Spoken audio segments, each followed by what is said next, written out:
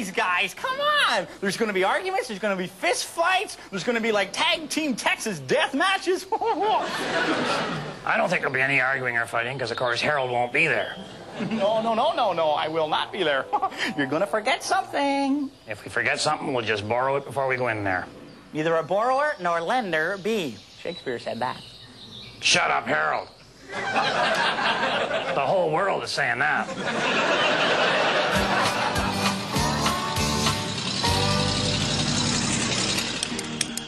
Up at the lodge, the men are full of beer and themselves and bravado and bull. They don't take no guff, they don't settle for less. So thank God for women, or we'd be in one hell of a mess. I said hell. Look out, look out, look out, look out, look out. Bill's here. Bill said he had kind of a surprise for everybody. Got surprises for me this week. Anyway, he wanted to make something. Yeah. Oh, yeah. And he'd gone down to they got Swiss Family Robinson playing at the Possum Theater in town. I don't go to the show anymore. I just cry at the movies, and that's just when I buy my ticket. But he had kind of a sprinkler there and some hoses and some hockey sticks, some canvas, got a bicycle rim, got an old pump off the farm there, and I'd put that'll be fine, I guess.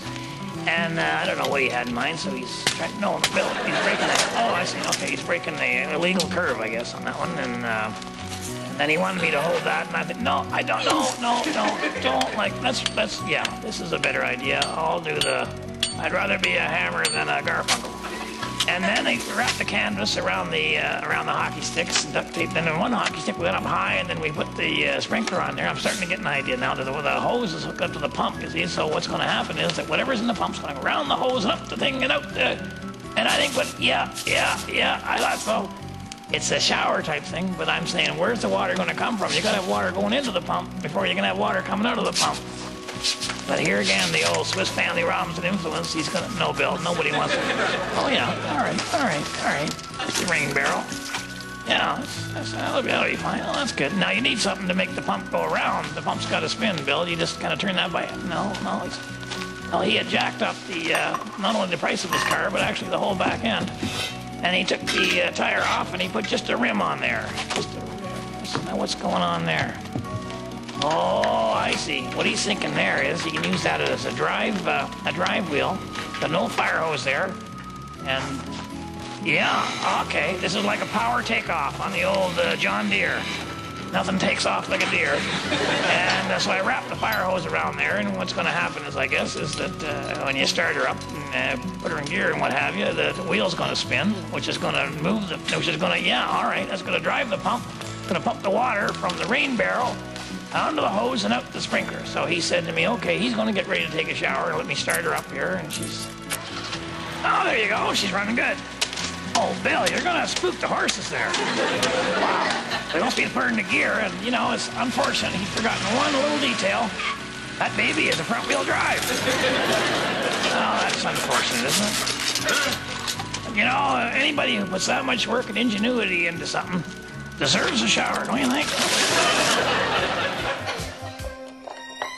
This week on Handy Teen Corner, we're going to build stuff to impress the girls in your school. Now, in my experience, women like to make the move on guys who have a lot of electrical equipment. But, you know, video and audio equipment costs major dollars. And if all you got is, like, your allowance or even worse, you know, a paycheck from your uncle, then, you know, the Handy Teen's going to have to be creative. So, firstly, let's build a fake Walkman out of a piece of black wood and some black string.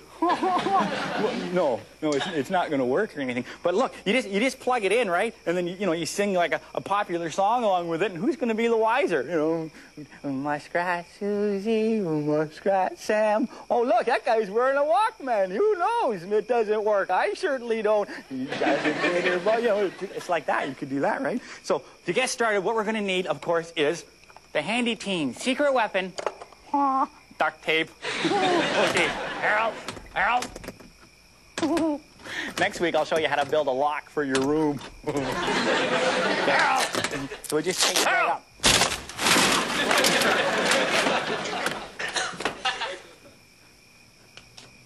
What's going on here, Harold? Well, it's my part of the show, and you said if I come up with an original idea... Original, Harold?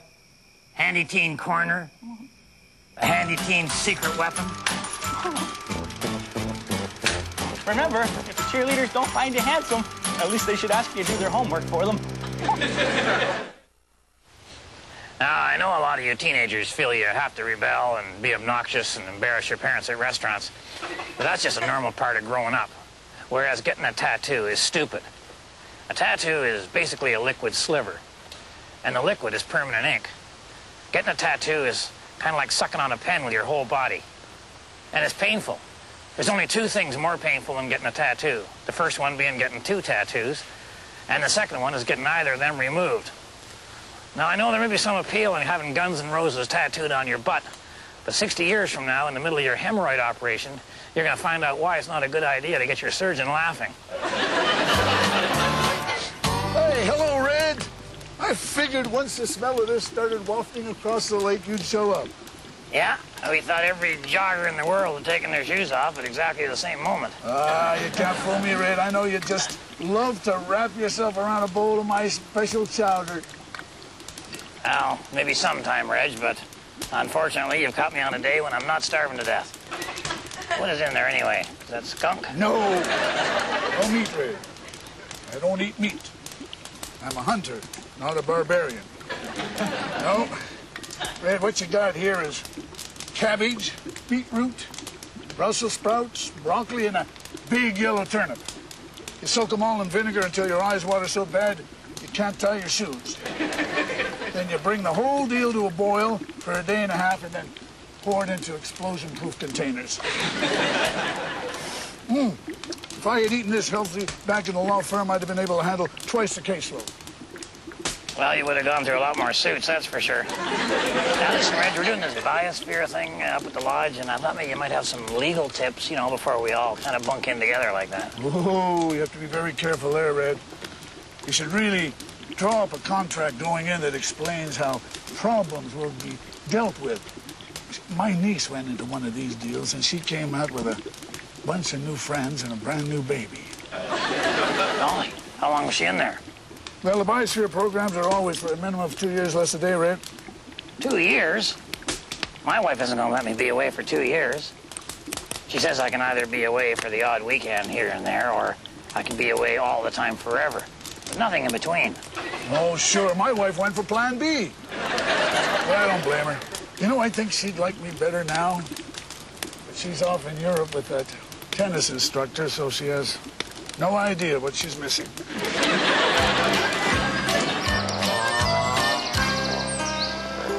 Wow.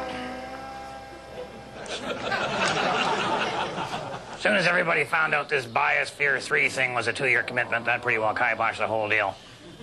I mean, we all get along pretty well, but 2 years is 730 days. Or more importantly, 730 nights. That's 98,000 meals and 6 laundry days. Somebody would get hurt, guaranteed. You know, Uncle Red, it's too bad we can't treat the Earth like a biosphere. Always being careful not to take out more than we put in. Well, we could start by burying you. She's saying we should respect the biosphere that we have. And will the government pay us to do that, Harold? No. See, there's a problem right there. See, they got their priorities all completely screwed up down there, you know. I would be happy to save the planet for the next generation if there was any money in it. Oh, that's meeting time. It's meeting time. Here we go. Yeah, you go ahead, Harold. I'll be right down. Oh, Kale. I'm sure he means well, but who cares? Anyway, if my wife is watching, I'll be coming straight home after the meeting. I might be a bit late, but I'll still be 2 years earlier than I thought I'd be. And to the rest of you, on behalf of myself and Harold and the whole gang up here at Possum Lodge, thanks for watching, and keep your stick on the ice.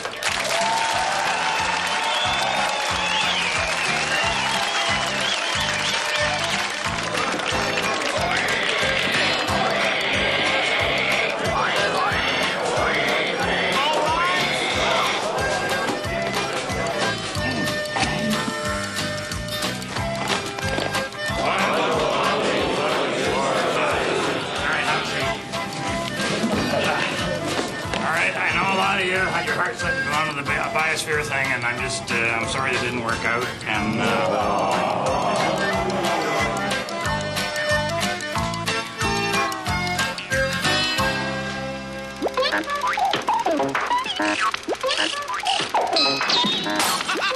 Boy, this is too much!